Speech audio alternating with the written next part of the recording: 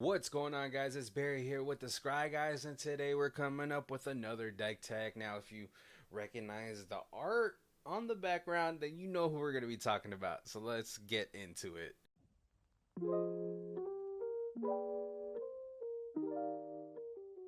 Bam, we're talking about the Necrobloom 1 and Abzan legendary creature plant. It has landfall. Whenever a land enters the battlefield under your control, create a 0/1 green plant token. And if you control 7 or more lands with different names, create a 2/2 black zombie creature token instead. And it has lands cards in your graveyard have dredge too. This guy is wow. Field of the Dead in the command zone is pretty nutty, right, guys? So let's get into it. Lands, and now what? I mean, obviously we're gonna have a lot of lands in this deck. We are at $150 range for the deck, so we don't get to have a lot of access to all the fetch lands, even though there's a whole bunch of fetch lands that just got a price drop because those are pretty expensive still. So make sure to check the deck list for all the lands that we have in here. We have any lands that can do fetch land type of abilities, but we're also going to be able to take advantage of them from the graveyard so we can get reoccurring value from those lands. And really, it's even if once we run out of like basic lands to fetch out or anything like that, we could still get the land drop abilities. So let's see what we could do with all these lands that we're going to be having in here. So first, we're going to have some cards that are going to either let us play extra lands or play the lands from the graveyards. Azusa is probably the best at this, letting us have 2 additional land drops. Ramanop Excavator is a nice budget version of Crucible of Worlds, and we have Aranus Gloomstalker, which it does have to attack, but when it attacks, we get to return a land from the graveyard to the battlefield. And if someone wants to stop that little engine for us, then we at least get to also take out 1 creature as well. And it's a 3/3 for 3, so it's on curve. We're also going to be taking advantage of another way to take advantage of all the land stuff is our landfall ability creatures. We have Lotus Cobra, which is going to give us a good amount of floating mana, Tireless Provisioner, which is going to give us treasures, and we have cards like Amiria Angel, which again we have that on the other side as well. That's going to give us some tokens. Same with all these ones right here: Scoot Swarm, Maja, Britar, Protector, and Avenger of Zendikar, which is going to be really great for this because not only will it give us a huge burst of 0/1 plant tokens onto the battlefield really quickly, but every time we hit a land drop, it's going to grow all of our plants, including our commander, who is also a plant. Scoot Swarm, you guys already know Scoot Swarm and how just absolutely nuts it can get. And now we have Maja. I don't know how to say this guy's name, but it basically has landfall. I don't know why they didn't just put landfall on it, but yeah, it's also going to give our creatures a boost +1/+1, and it's going to make us human creature tokens. We're also going to be taking advantage of just being able to just gain some advantage. Oh, wow, that sounds weird. But we're going to have Zurin Orb to give us some life because we do have a couple creatures in here that trigger off lands going from the battlefield into the graveyard as well. And so if we can go ahead and trigger that on our terms to make either draw cards or make tokens, that's going to be great. Undergrowth Recon is basically a free land drop every turn, and then Conduit of Worlds is going to be pulling double duty with giving us the ability to play lands from our graveyards, but maybe we're all jazz handsing it, and then we can go ahead and tap it to play a non-land permanent card from our graveyard. If you're obviously jazz handing it, then the other portion doesn't really matter as much, but yeah. You guys can read the card. It says that if you tap it to do that, you can't play any other spells after that. But it's a pretty wicked trade-off, though. Like, I think it's a really good trade-off. And then these are the creatures that's gonna really care about our lands going into the graveyards.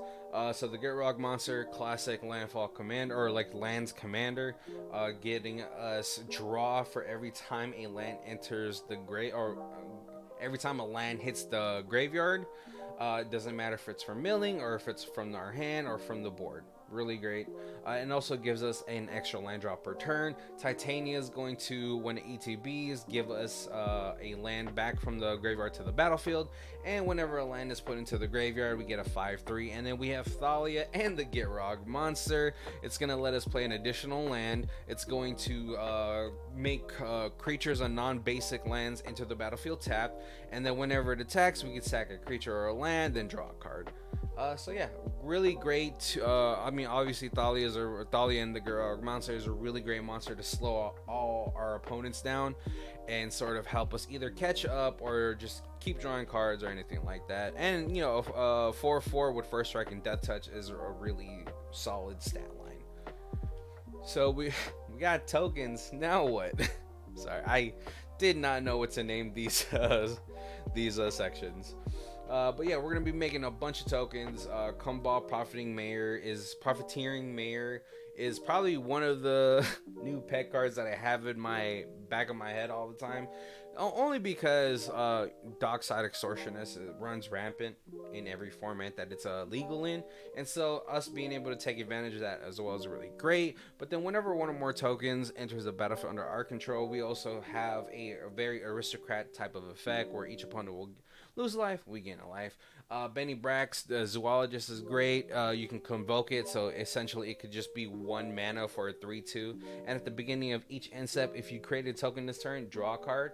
We should be creating a lot of tokens. We can save our land drops, our fetch, our cheap fetches, to be able to trigger this on every turn, at every end step of our opponent's turns. And then Mirkwood Bats is just another great way to drain the life from our opponents.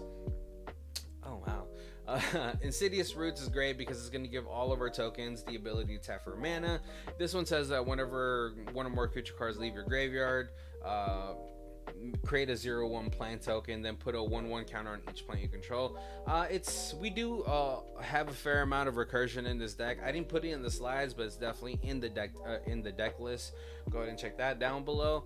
But really, what we're here for is making all of our tokens into mana dorks. Inspiring Leader is a 2 and a white legendary enchantment. Background commander creatures you own have creature tokens you get +2 +2. Sorry. And so it's just gonna make our either plants or zombies that much more bigger and giving us the confidence to swing in. And Corpse Knight is just another great piece of Aristocrats type of geez, I don't know what that that term is for this guy, but yeah, it's just another way for us to drain our opponents while we're making a bunch of tokens. So, Sacrifices to the Lamb. Most of the black cards in this deck are going to be either recursion or draw. And because we're able to create so many tokens in this deck, that we're going to have a bunch of versions of Corruptive Conviction where we can go ahead and sacrifice a creature, draw 2 cards. We have Pitiless Carnage, where maybe we have been jazz handing it too long. We have a board, but we can't swing out. You know, the game is being stalled by just a heavy board state, and so we just need to draw more cards, and maybe we'll just use some of the plants that we're not using, maybe some of the zombies that we're not using, and we're going to be able to go ahead and draw a bunch of cards with Pitiless Carnage. And same with Lich's Knight. Lich's Knight's Conquest is a little bit different though. It's more recursion, so we're going to be able to sacrifice all of our tokens to get all of our creatures back from the graveyard to the battlefield. Really great card. I think kind of underplayed. Maybe not in casual. Maybe it gets played a lot more in casual. I'm not too sure. And then we gotta find a way to close out the game. So my 2 favorite ways to do that is through combat. Just a big old Timmy at heart. So we have Kamal, Heart of Krosa, which is going to give all of our creatures +3/+3 and gain trample until end of turn. We could also pay the 2 mana to make a target land into a 1/1 creature with vigilance, indestructible, and haste. So yeah, really great. I mean, it's 8 mana, so it's pretty heavy, but we are a land deck, so it shouldn't be too hard to get there. And then we have a new card from, I believe, from one of the commander decks from Outlaw, Thunder Junction, Rumbleweed, 10 in the green. This spell costs 1 less to cast for each land in your graveyard. Vigilance, Reach, and Trample, and then when it enters the battlefield, other creatures get +3/+3 and gain Trample until end of turn.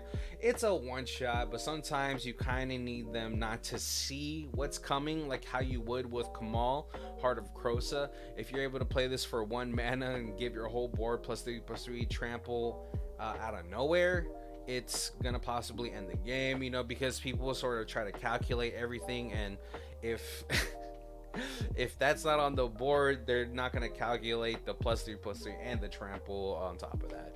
Now we do have a combo in this deck, and it's kind of just not, it's hard not to put this combo in here just because it's a lands deck, and if we have any of our you know, just very I'm gonna keep saying it, aristocrats type of effects, or just like, you know, Perforos type of effects, I guess. Yeah, that might be a better way to say it. But we have Kodama the East Tree, Orzhov Basilica, or we have the other 2 different type of bounce lands that you could put in a 3-color deck, and then we have Felidar Retreat here as an example. It's in the deck as well, but we also have the Tireless Provisioner and everything, just anything that's gonna make you a token when a land enters the battlefield. So you play Kodama, you have Felidar Retreat out, and then you have Orzhov Basilica out. Boom, you have to bounce a land, but then Felidar creates a token and all that stuff. So, you know, you have the token and you bounce the land, the token enters, Kodama of the East Tree triggers, so you get to put something down on the battlefield again. So you put your bounce land back down, and then Felidar Retreat triggers, so on and so forth. So you either make a bunch of 2/2 cats, you may, in this instance, you give all your creatures a whole bunch of +1/+1 counters, and if we have one of those creatures that's allowing us to deal not damage, but deal loss of life onto the battlefield, yeah, and then the game just ends right there. But yeah, let me know what you guys think of the Necrobloom. I think he is a pretty nutty commander and all that stuff, and kind of just crazy that just put Field of the Dead into the command zone. But thank you guys. We reached 400 subscribers. Super appreciate it. Make sure to like, comment down below, and subscribe. Obviously, keep subscribing so we can keep doing this content for you guys, and we appreciate you. Have a good day.